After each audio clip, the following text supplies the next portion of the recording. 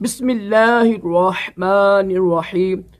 فرمان مصطفیٰ صلی اللہ تعالی علیہ وآلہ وسلم، جب تک بندہ مجھ پر درود بھیجتا ہے تو جب تک وہ درود پڑھتا رہتا ہے، بھیجتا رہتا ہے، فرشتے اس کے لیے دعائیں مغفرت کرتے رہتے ہیں۔ اب بندے کی مرضی کہ وہ کم پڑھیں یا زیادہ۔ صلو علی الحبیب صلی اللہ علیہ وسلم۔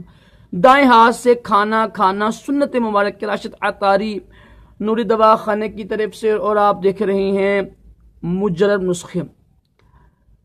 آج نسخہ لے کے آیا ہوں نزلہ زکام کا، بہت ہی آسان گھریلو نسخہ ہے، ٹوٹکا ہے، علاج ہے۔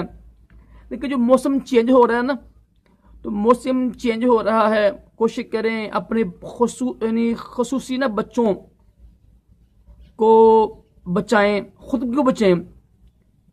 پنکھا ہے اس کو بند کر دیں یا کم کر دیں، ہلکا کر دیں، اور نہانے کے بعد فوراً پنکھے کے نیچے آنا یہ بھی مناسب نہیں ہے۔ ٹھنڈا یعنی شربت وغیرہ پانی اس کو چھوڑ دیں اب، ٹھیک ہے۔ کوئی کمبل لے کے سویا کریں، موسم چینج ہو رہا ہے۔ تو اس موسم میں نا جب چینجنگ ہوتی ہے نا، بے شمار لوگ بیچارے نا بیمار ہو جاتے ہیں، بخار، نزلہ زکام۔ تو پرہیز کریں آپ، ٹھیک ہے، پرہیز بہت ضروری ہے۔ تو اس کے ساتھ نسخہ بھی استعمال کیجیے گا۔ دیکھیں جو نزلہ زکام ہوتا ہے نا، نزلہ زکام سے بے شمار بیماریاں پیدا ہوتی ہیں۔ یہ بال کا جھڑنا، بال کا سفید ہونا، اگر دائمی ہونا نزلہ زکام ہونا، پھر آنکھوں کی ہو جاتی، کمزوری ہو جاتی ہے، گلا خراب ہو جاتا ہے، کافی زیادہ اس کی وجوہات بنتی ہیں آگے بیماریوں کی۔ تو بے شمار نسخے آپ سنتے ہوں گے، آسان نسخہ میں پیش کرنے لگا ہوں۔ انشاءاللہ آپ چند دن کریں گے نا، تو چند ہی دنوں میں انشاءاللہ آپ کا نزلہ زکام ٹھیک ہو جائے گا۔ بلکہ اس کو آپ استعمال کرتے رہیں، سردیوں میں بھی اچھا ہے، یہ نقصان کوئی بھی نہیں ہے۔ سب جو اشیاء دیسی چیزیں ہیں، کوئی جڑی بوٹی اس میں شامل نہیں کی گئی۔ تو جو چیزیں دیسی ہوں نا، تو اس کے لیے مزاج چکے ہونے کی ضرورت نہیں ہوتی ہے۔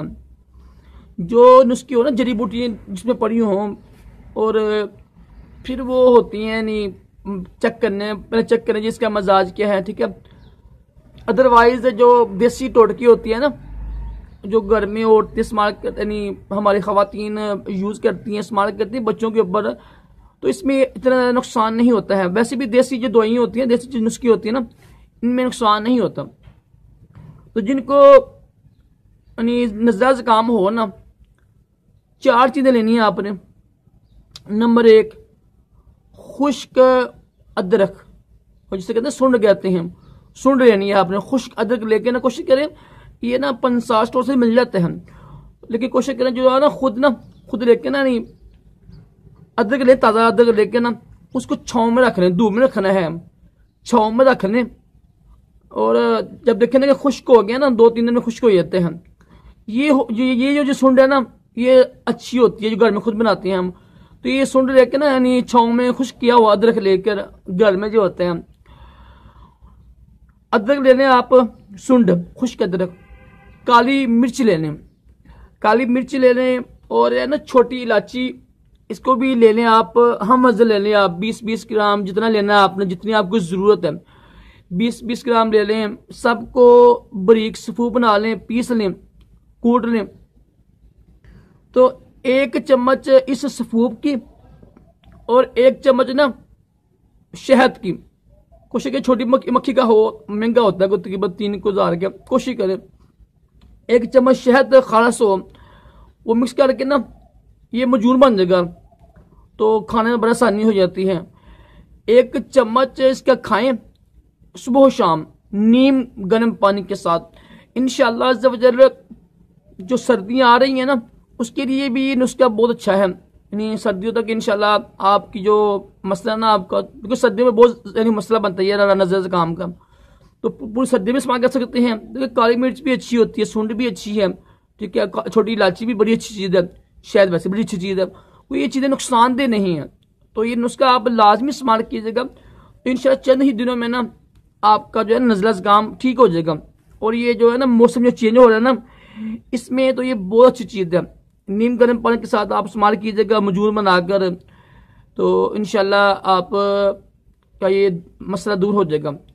خشک ادرک، سنڈ، کالی مرچ، چھوٹی الائچی ہم وزن لے کے نا 20 گرام لے لیجیے، ہم وزن لینی ہے تینوں چیزیں. تو اس کا مجور بنا لیں، اس کے سپو بنا لیں، آپ بریک پیس لیجیے گا. تو آدھی چمچی اس کی اور آدھی چمچی خالص شہد مکس کر مجور بنا کے کھا لیں، اوپر سے نیم گرم پانی پی لیں.